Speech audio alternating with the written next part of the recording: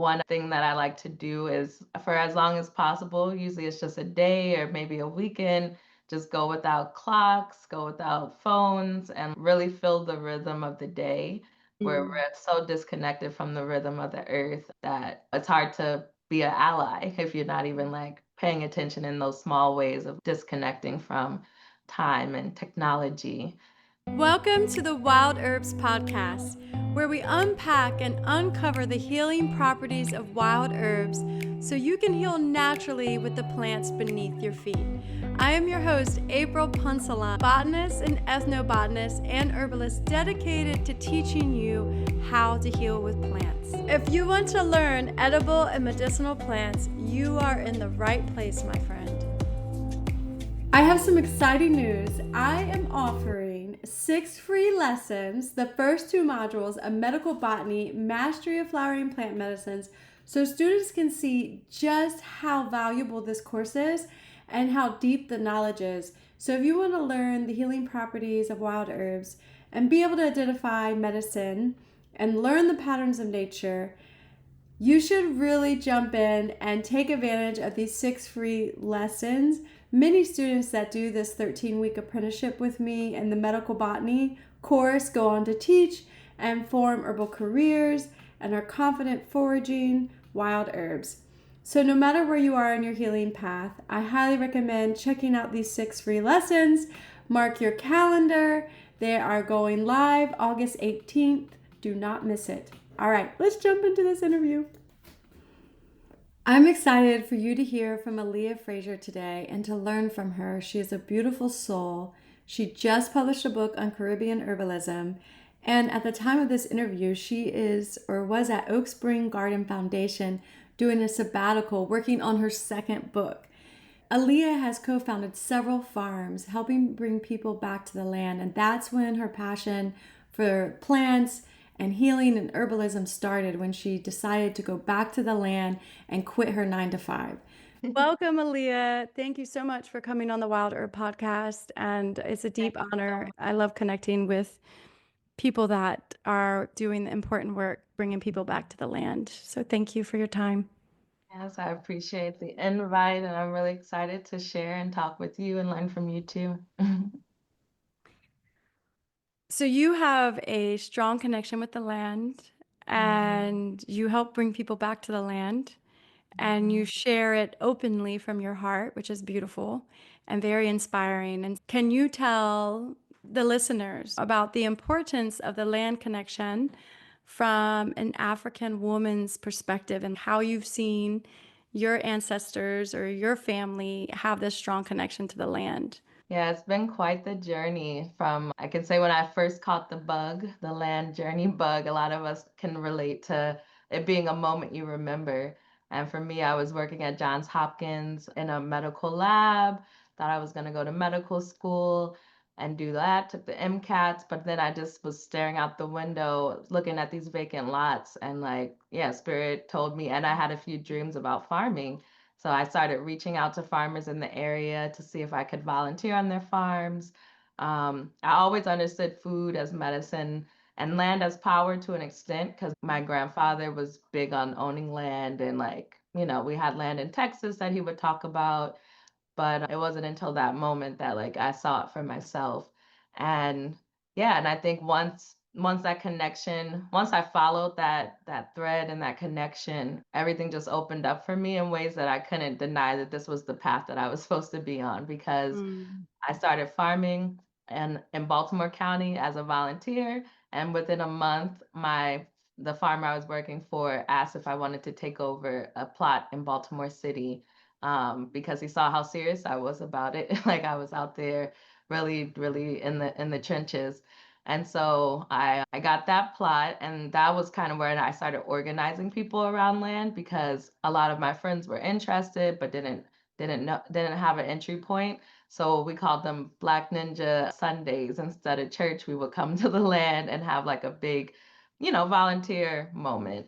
And from those moments, organically, you're weeding, you're talking, you're planting, we started realizing like we need to be doing this at a larger scale, bringing more people out. We started to have events, and the ball kept rolling. So the land connection got stronger because urban farming is one thing, and then there's rural farming with larger acreage. And then, so I moved to the eastern shore of Maryland, and that was on the ancestral lands of Harriet Tubman that I was growing on in Preston, Maryland. So this was the land where there's plenty of stories, like the road is Marsh Creek Road, and there's stories of her going up Marsh Creek Road with her family members, taking them north, using the Chop Tank River, which was right near the farm, to traverse the waterways as well. And I think that's when it really hit me how important it is to return to the land. Because in my mind, it just was very clear that my ancestors fled this land. And she's not a direct ancestor of mine, but I've had these ancestors who were toiling the land in different ways. Yeah, and they left. They went north, they went to cities, and here I was returning to the land for my own like sense of freedom, because to me, I never felt freer in spirit and mind and body than when I'm like farming. So yeah, we were deep in the agroecology movements. I went to Cuba. We had people from all around the world coming to our farm because of the agroecology movement. We were having people from around the world that I'm learning from, learning how different people connect to the land. And that's when it became political as well. Land is power. If you can't feed yourself, how can you be powerful? Like that was our lens. I distinctly remember thinking I wanted to be able to feed the revolution if that ever happened. And during my time farming on the Eastern Shore was when Freddie Gray in Baltimore, those riots happened, and they had neighborhoods sectioned off. They couldn't get anything. And we organized Black farmers up and down the East Coast to bring down vans of produce. So people weren't just getting the normal free food, which might be just canned goods and things like that. We were, organizing the food. So then that land piece, one last piece of the land journey, because this is it's important that it brought me back to Trinidad and Tobago, which is where my father grew up. It's where my grandmother, who's 96, still lives. And after I finished farming on the eastern shore of Maryland, which I still am connected with them, I go there whenever I'm in the States, but it wasn't the place for me to land permanently.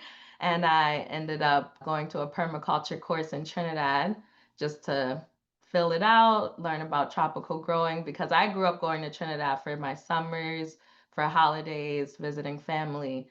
But I got a bug that said you probably need to be in Trinidad if you really want to further your goals. So I went to that permaculture class, and I ended up meeting my husband at the very end of that. We've been together ever since, and we live on a 2-acre homestead, and on there we have plantain, mangoes, avocados. It's not a true farm, but more like a homestead. And then a couple years ago, we bought a 20-acre abandoned cocoa farm, and that's our project and our love and passion right now. And on there, again, my goal is to connect other people to the land as well. So we have camping. We're at the foot of a mountain, so we'll take people on hikes up to the top of the mountain. And you're just trying to open it up for the public as much as possible, because there's no public park system in Trinidad like the national park system here. So even though there's so much beautiful nature, it doesn't feel as accessible. And so that's what we're working on. Wow. Congratulations, because having 2 acres and then getting 20 acres and having that connection to the land, I know you're just in awe and probably so happy. It's amazing. And it's important. I love it that y'all got that 20 acres to share with people so they can reconnect with the land. Thank you. Yeah. Wow. What a story. And so were you working full time and done with your bachelor's when that Yeah, transition in your life yeah. happened? Yep, I was done with my bachelor's. I did Teach for America for a couple of years. Then I was working at Johns Hopkins when the bug hit me. And while I was farming, I also had other various jobs, but they all dealt with farming. Like I was working for the Future Harvest Sustainable Agriculture Organization. And then even now, I still consult in different farm capacity ways. I call myself an independent extension agent. I Because I love don't work for a that. university, but people know to reach out to me for questions. I love that, an independent agriculture agent. And so Mhm. agroecology, I love that you weave ecology with agriculture because it is so important. And so can you tell the listeners what agroecology is? Yeah, agroecology is just a system of growing. There's organic, there's permaculture, and they're not very different. Like they're all saying the same thing, but agroecology, I think of it as an umbrella because they all could fit under that. Um, but it's a way of growing, understanding that, yeah, this is an ecosystem from the plants to the fungi to the people. And I think that's what agroecology is really specific on, that people are part of this ecosystem, your community is part of it. A farmer and a farm is not isolated from, the people around them, living around them. And it's a pathway to organic. You can be agroecological and not organic, for example. But, if you're agroecologically minded, you're definitely on the regenerative, sustainable side, Mhm. using, local inputs. That's one of the biggest thing, local inputs, um, direct sales to your community, making your own fertilizers. Yeah, trying to, it went hand in hand with food sovereignty for a lot of our, political conversations, like how can we control our food system? And agroecology was like a basis of a way to think of how we, control it and be more sovereign within it. I love how your granddad influenced you and told you that land is power and that stuck with you as a youth. It's important to have that elder perspective because it is so true that to have land is independence and sustainability. And I think a lot of people don't understand that. Yeah.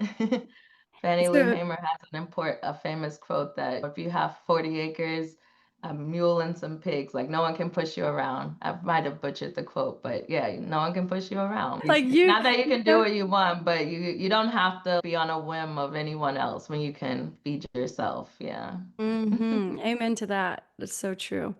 I love this quote that I read. It was an interview. Someone interviewed you.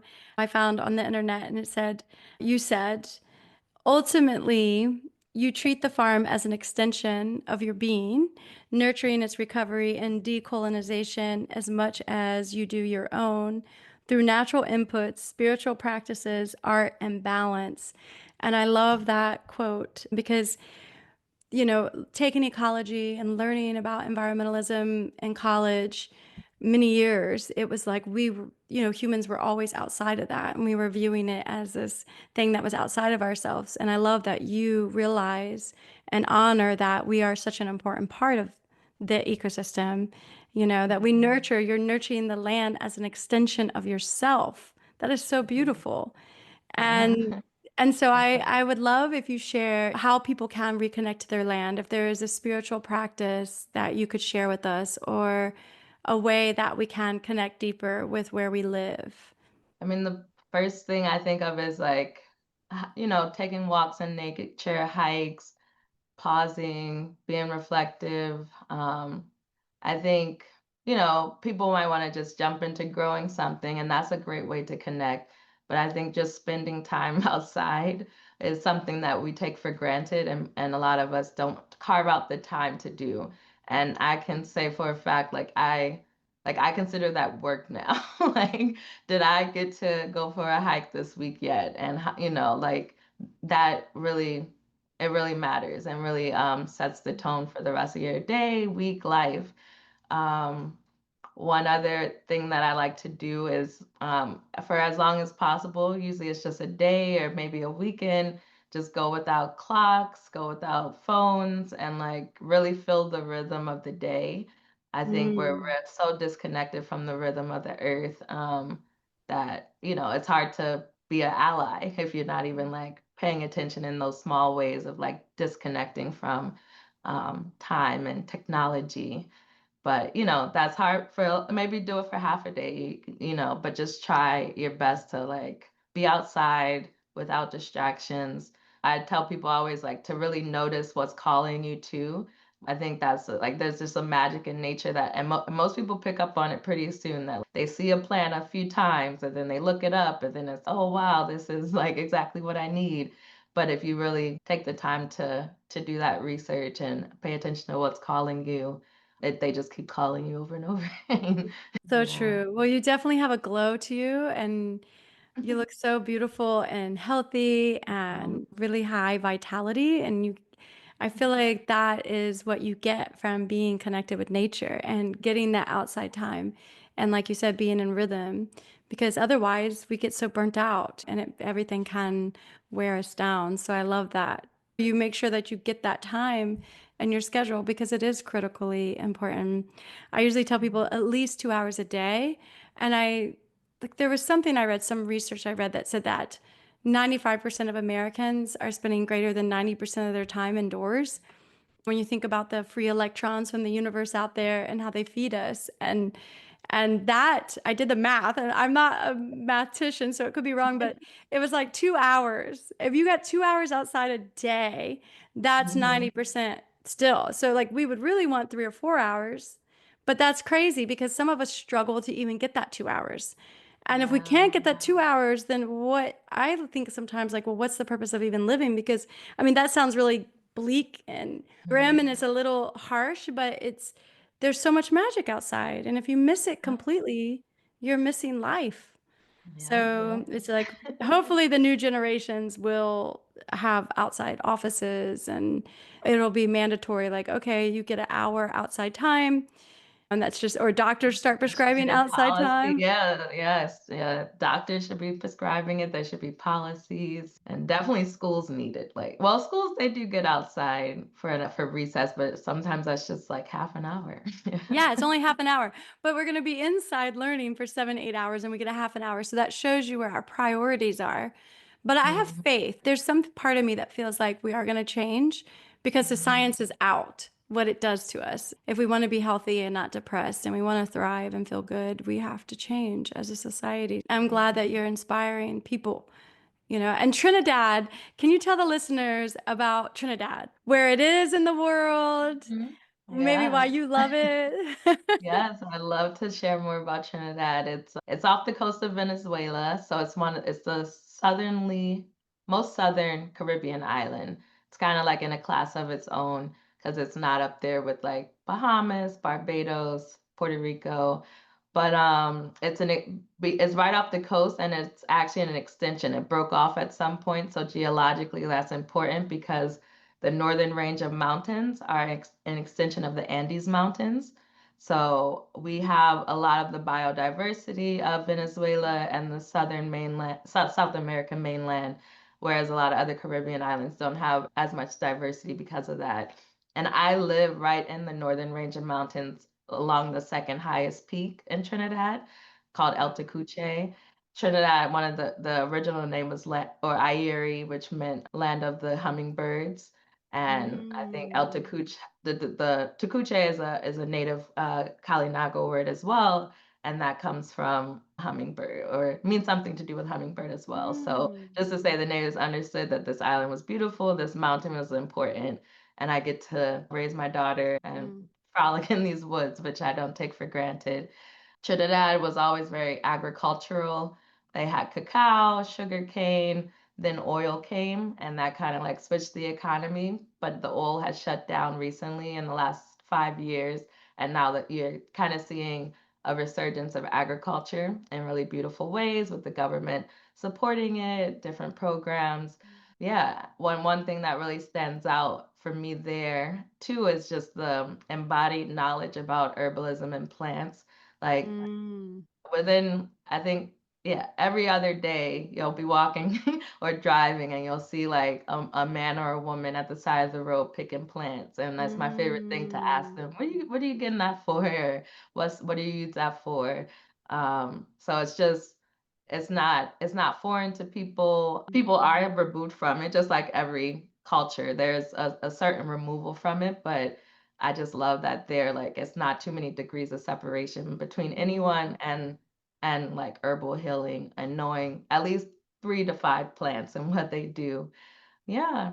My grandmother's 96 and she's one of my greatest teachers. Like once I started farming, I didn't know about my family history with it at all, especially in Trinidad, but then I learned like Her father was a rice farmer and grew for the village. My father also worked on cocoa plantations when he was younger. And these are just things that I wouldn't have known if I hadn't have taken these steps, Mm. to connect to the land myself. So I just, yeah, it's a beautiful place. It's very diverse, like I said, in biology and geography, but it's also diverse in people because Africans came over, then the indentured Indian servants came over, and there's a lot of English and Syrian, and it's just an you never see a place where so many religions are celebrated nationally. Like there's a holiday every week because there's Islamic holidays, um, Hindu holidays, Christian, Catholic, and they even give holidays to like the African traditional religions like Orisha faith and what some people negatively say Obia, but Obia is not a bad word either. So yeah, that's why I love it. And being in the middle of the rainforest with all these plants that are studied and have been, things have been extracted from them to make our Western pharmaceuticals. It's just a great place to experiment and play around and learn. And I've had really good mentors there as well. Like one of my mentors is named Francis Morian. He's an ethnobotanist and he's like formally trained as a botanist. So I'm not formally trained that way, but I really appreciate learning all the parts of plants, not just the medicinal aspects either, but really understanding them on that level. Yes, yes. Wow. So is your grandmother still in Trinidad? Yeah. Is your mom and dad's in the States? Yeah, my mom and dad are in the States. My Wow. dad, he's the one who's from Trinidad. My mother's from Nebraska by way of Texas. Yeah, but he's down there like every month now because he I feel like yeah, me moving back also helped my whole family appreciate it again in new ways. Mm, So I I love that. I love that you moved back and returned to the ways of your ancestors. I think it's so huge and such a beautiful story. My husband's yeah. dad's from the Philippines and his mom's from Cyprus. And so it would be Oh, wild wow. to like move back to the Philippines or Cyprus. I think it's such a Wow. beautiful thing. The land was calling you back and your ancestors were calling you back and you listened and came. And I'm sure your grandmother is so happy. What a blessing. So you wrote a book, Caribbean Uh-huh. Herbalism, and it's amazing. And there are so many plants in there. And I wanted to ask you a question, but which plant, before we get into all the plants of the Caribbean, or you share maybe with listeners one or two, which plant when Mhm. you first started farming really spoke to you? Like which plant were you like, ooh, I get you, I understand you, and you felt a Mhm. connection with? I'm just curious. Yeah. Because, well, one of my entry points to herbalism was weeding. So, when you're pulling up plants and you're like, what's this good for? It's got to be good for something. And I feel like lamb's quarter was one of the first ones because Mm, I was just like, nice. wow, this tastes good, it's nutritious. And it was everywhere on the farm. So, like, I was making lamb's quarter pesto and sauteing it with eggs and I think that gave me that embodied, like if I'm gonna use these herbs or know about them, I want to use them and know them in all their capacities. So Mm, yeah, I would say lamb's quarter I love while I that. was farming on the Eastern Shore. Yeah. Lamb's quarter is unbelievable. Like that's the one it gives greens here in Charleston, South Carolina from March until November. And I Okay. saw it in the mountains recently in Western North Carolina. So it was cool to see it in a completely different environment than the coast. Did you see it in Trinidad? No, you don't see No, it there. No. probably maybe too moist, you think? Um, Or do you I think, I wonder. wonder I what? mean, I might try to, don't tell anyone, I might try to take some seeds back, but no. Some things I'm sure it would grow. It seems like it would. It's not a perennial that needs like a cold spell or Yeah. like that. So And so when did you move to Trinidad? I moved there full time in 2020, but I had been going back and forth every couple months since 2017. Yeah. Mm, so 5 years. And when did you start writing your book? I had started writing and documenting probably for the past 3 years on blogs and on Instagram and things. And then Ulysses Press reached out to me, and I had 6 months after after we signed the contract to write it. But luckily I had a lot of things out there already and a lot of things on my computer to compile, a lot of interviews that I had done that I just had to transcribe. Yeah, I had about 6 months to write it. Wow. That's fast, but that's impressive. And I guess a timeline is good. Okay, 6 months. Okay, that way you don't Mhm. drag it out. So you've been in the Caribbean for 5 years, living full time. And which plants are speaking to you right now? Which plants are you working with that you feel a strong connection with? Can you share with us? Two of them I think that I work with the most. One is called Biden's Pelosa or Railway Daisy. There are versions of it probably in Carolinas as well. And for me, coming from like having plantain everywhere growing, like as a first aid type of herb in my mind, I see Biden's in Trinidad as that first aid. Like Mm. I go to for as a poultice, I go to it for a tea. Um, I make tinctures of it. It's helped me with a lot of different issues. Like even when I had mastitis when I was breastfeeding and pregnant, it's really known as anti-inflammatory herb because of how it works on your histamine system. So that was really, really helpful. uh, Wow. Did you drink it as a and tea to relieve that? well, but yeah, with that I was taking it as a tincture and I was soaking a rag in it and using castor oil in Mm. that as a like a soak on there. I Uh-huh. like that. So you would do castor oil and then put like a washcloth or a towel soaked I in was soaked in, decoction. yeah. Hmm. That's really wise. I like that. Yeah. Yeah, just tried it out and it worked. And it's one of those things Mm. that children love too, and they can identify easily. So yeah, that's definitely a favorite. And then another one that is more of a potent herb is called gully root or guinea hen weed.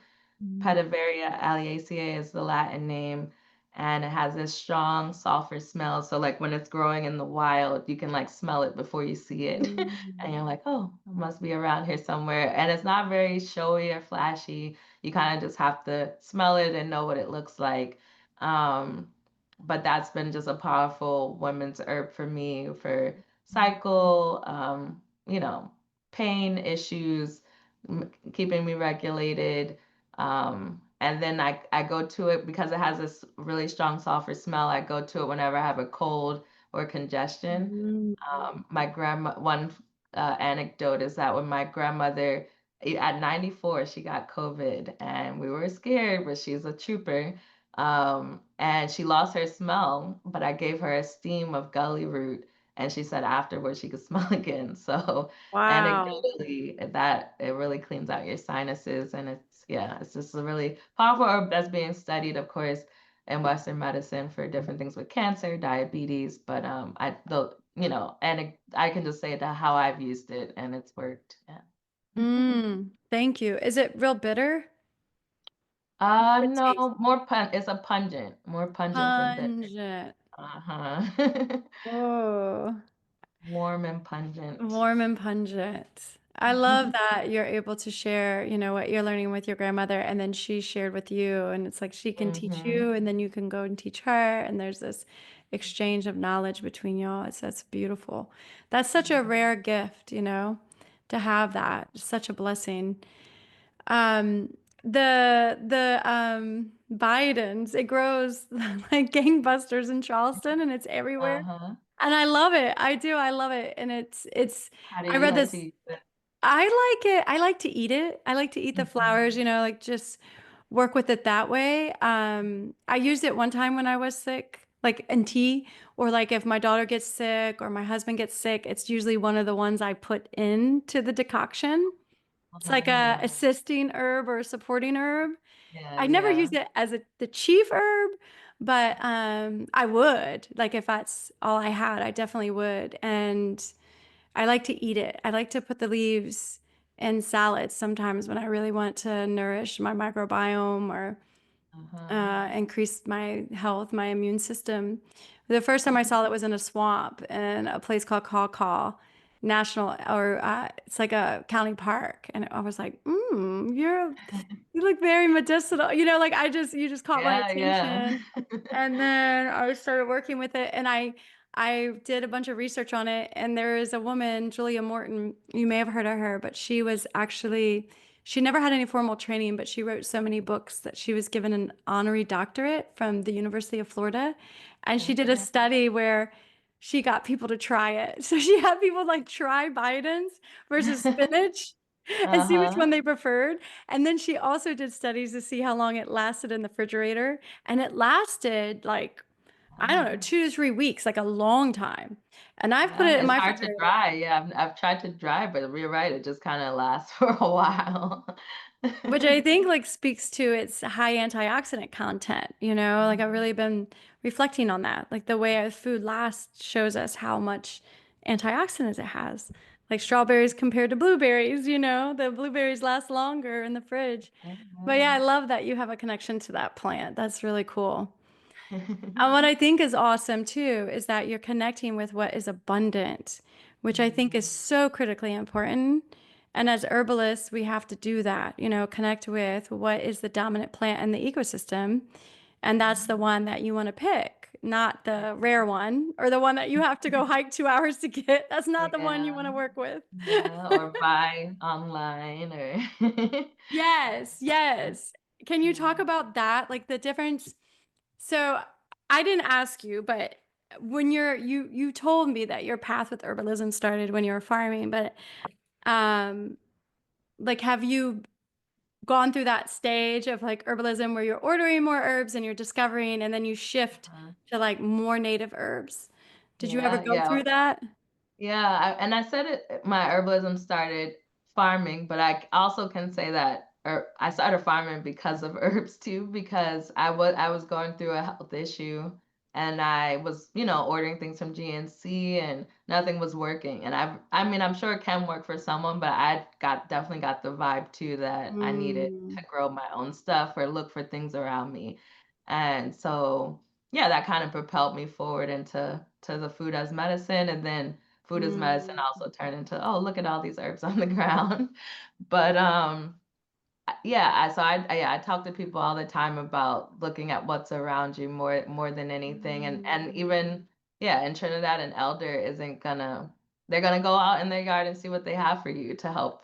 Like, and if they don't have what they thought they had, they're gonna find a substitute based on, all these years of anecdotal evidence. So it's not like possible for everyone, but I do think if you can find an herbalist who is growing their own or someone who is foraging for their own, even if you can't do that, yeah, that connection to the plants is just unbeat because as we mm, know, there's so much energy that goes into growing and planting and harvesting, and a lot of the herbs at these bigger companies just don't have that energy that or that love or that intention that comes with finding it or buying it from someone who has a connection. So um, yeah, I second how important that is, and all mm. of the yeah, all the evidence is out there that usually what's growing around you is what exactly you need.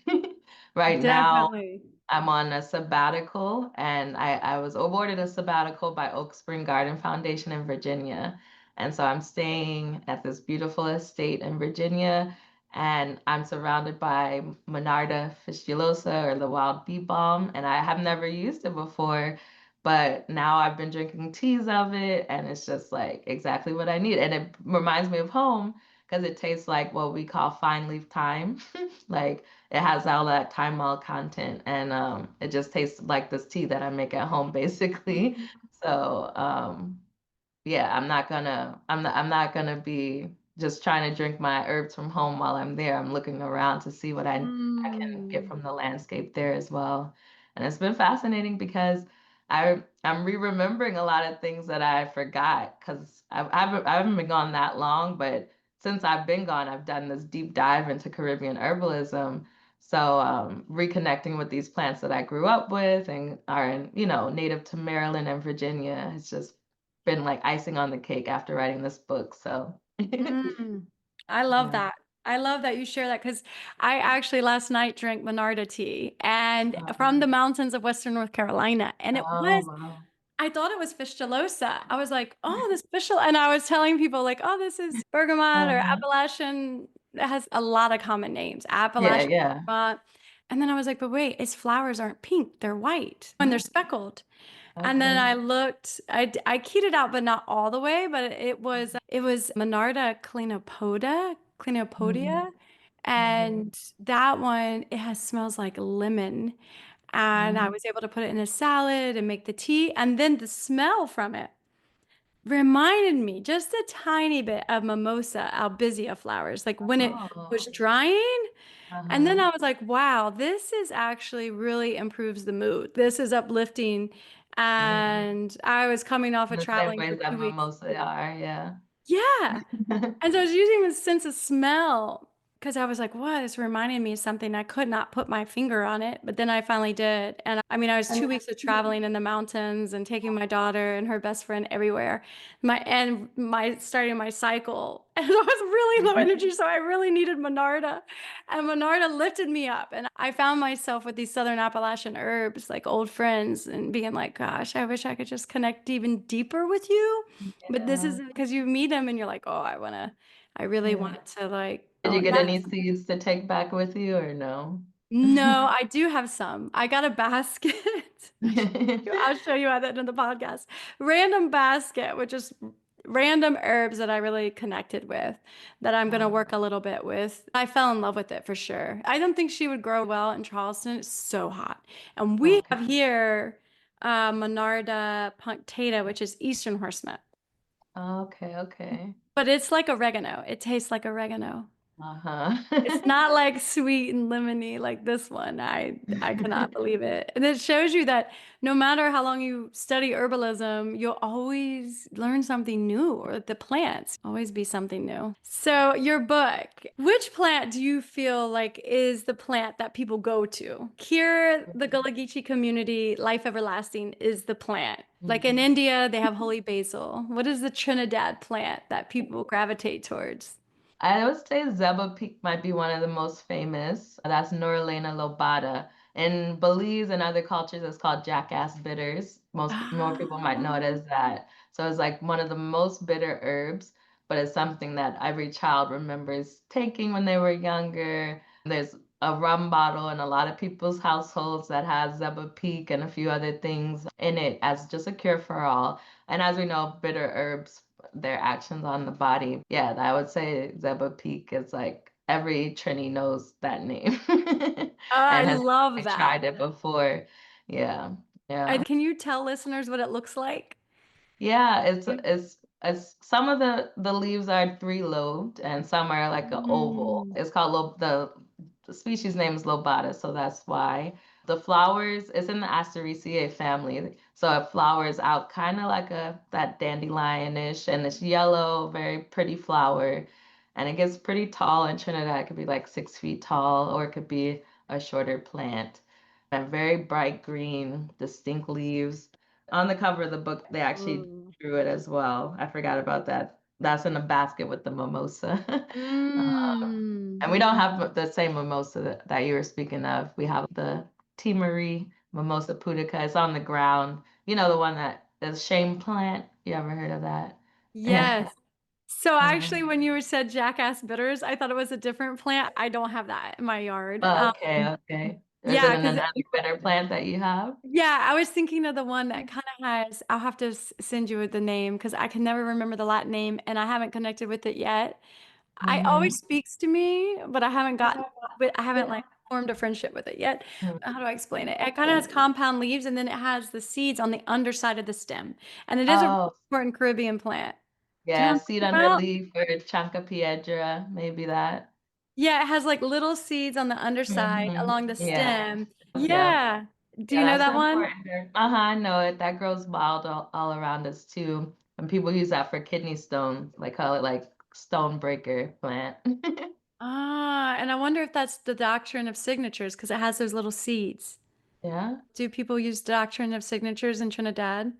yeah. Things with red flower. It's like St. John's bush, and which is not St. John's wort.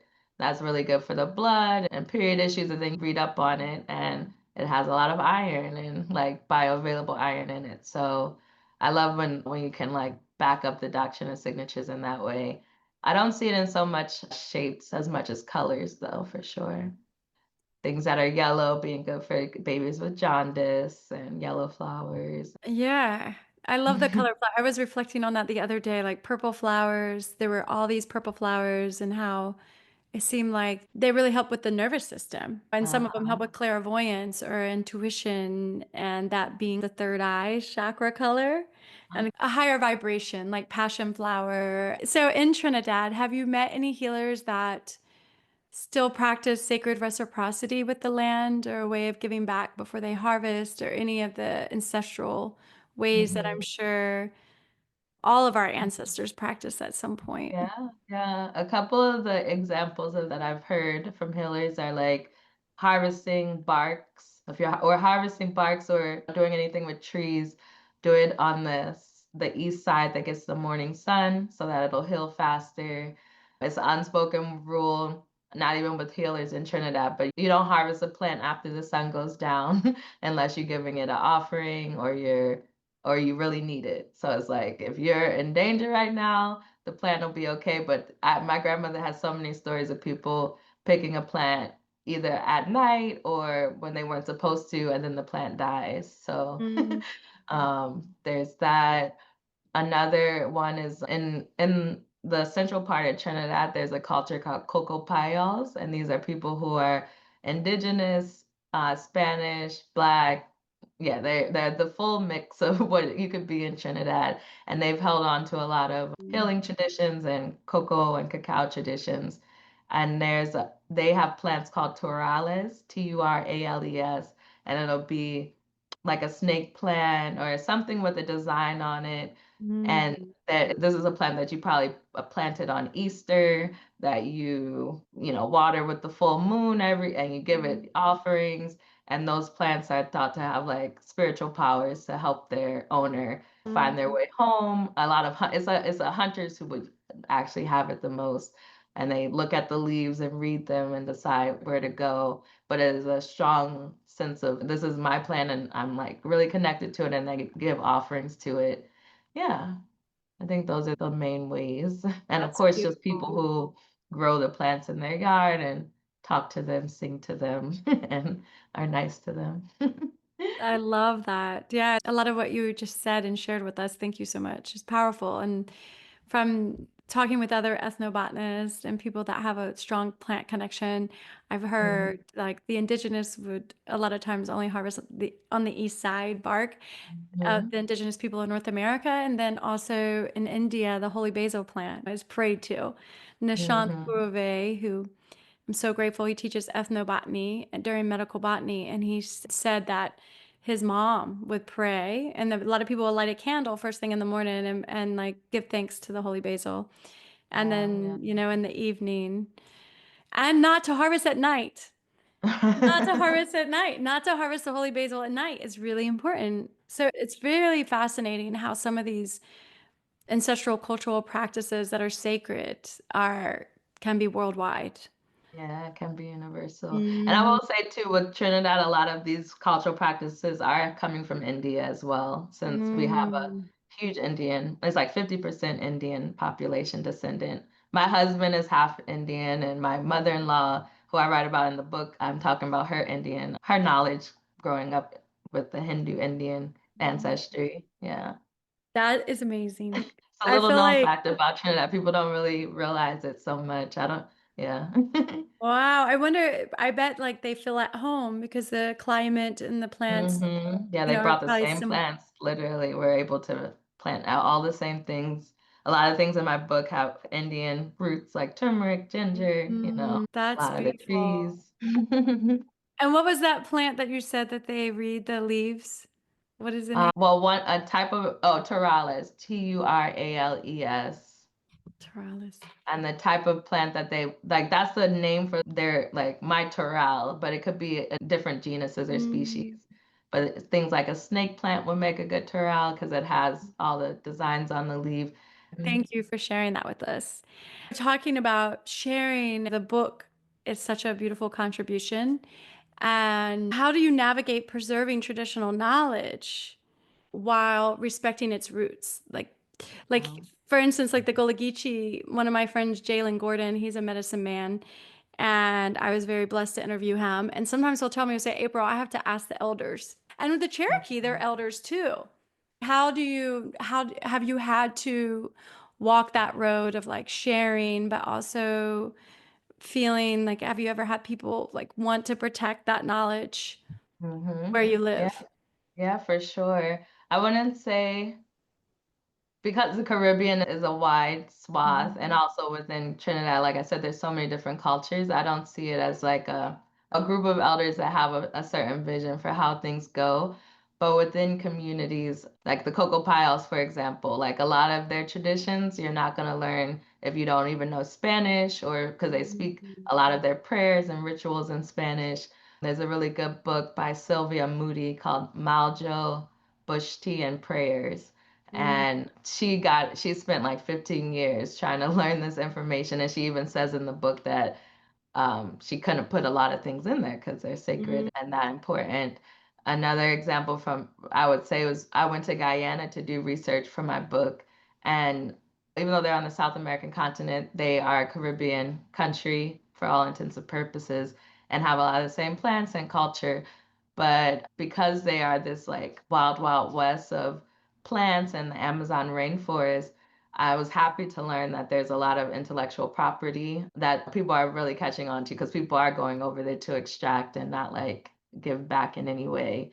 So that was good to know. But besides that, it's just, yeah, the reciprocity of working with elders, getting the knowledge by being reciprocal, by helping them, by supporting them. Like I'll never just go talk to someone and interview them and leave and never talk to them again or not give them anything. Like these are lifelong friends at this point that me and my daughter Mm. visit all the time.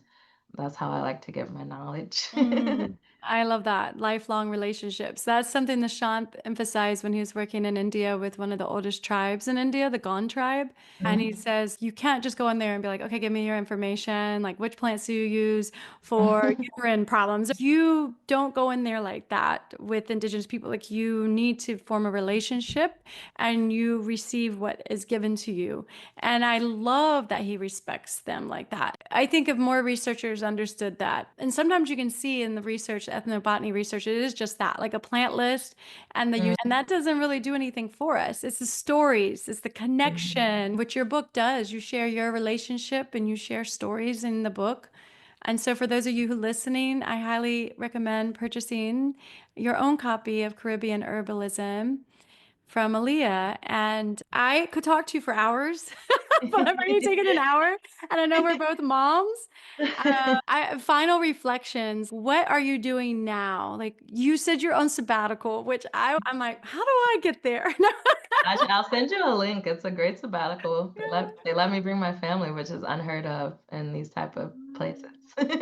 Yeah, I would love to hear about that. And so, on your sabbatical, what is your intention on that Yeah. this time? What's funny is I applied for it before the book was written, and I thought I would write my book there, but then it was due before. So I guess I'm working on my second book. And I've been in their rare books library because they have like books from the 1500s, 1600s, old herbals. And because the owner of the collection had a connection to the Caribbean because she had a house down there, she has a whole section with like Hans Sloane and James Bly, Captain Bly, and like all of these notes of how plants got to Mhm. the Caribbean and movement of people and herbs. So I've just been in there researching, documenting, and I've been working on more like essays and articles. I'm not working on a book, but I've been learning so much that I have been putting it out on my Substack, which is a way to read my work and my research for free. I'm deep into research mode and writing essays and articles about plants and people right now. And like I said, reconnecting with my North American plant friends that I've been neglecting. But like you said, you can't take them all with you everywhere, so you have to choose. But it's hard. It is hard. I'm like, I want to go back to the Southern Appalachian region for weeks and months and just connect. But that is amazing. So, how do we connect with you on Substack? I'm naturaleah.substack.com. Okay. And I'm also naturally on Instagram. That's where I share a lot of my adventures. And yeah, oh, and my website is caribbeanherbalism.com. And my book doesn't have any full color pictures in it. So if you want to see pictures of all the plants, I have them on my website. Nice. I'm so happy to meet you, and I will share all of those links with you in the show notes. So definitely go to the show notes so you can connect further with Aleya and check out her amazing work. Thank you so much. What about, Ooh, this is you're welcome. fun. Your land, because I would love to come visit you one day. Do you let Yeah. people come from out of town to visit you? Yeah, we're setting up systems. I think when I get back from the sabbatical, we're gonna start building some structures. Right now, it's just camping and very low tech. But if we have a shed out there, yeah, anyone can visit and hang out. Right. And we're also very connected. You could stay somewhere else at an Airbnb and then come hiking with us and go on walks with us too. So that the project is under another Instagram if people want to follow Panorama Cacao. And on there, we Mm, talk more about the land and our chocolate business and all of that. amazing. So be sure Love I'll it. get your address. I want to send you some chocolate. I love sharing it with Oh, that's people. really sweet. I'll have to send you some herbs from the low country. Maybe wax myrtle. I don't know if you have that there. Thank you so much. Is there anything else you want to say or share? Anything before we close? I'm grateful for this convo and thank you. And I can't wait to connect with your listeners and you more in the future. Yes, thank you so much for your time and energy. I'm so stoked for you that you're on a sabbatical, and I love your book. And so, definitely, everyone listening, check out the show notes and spend time connecting with Aleya. She's a beautiful soul. So, thank you so much, Aleya. Thank Many blessings to you. you.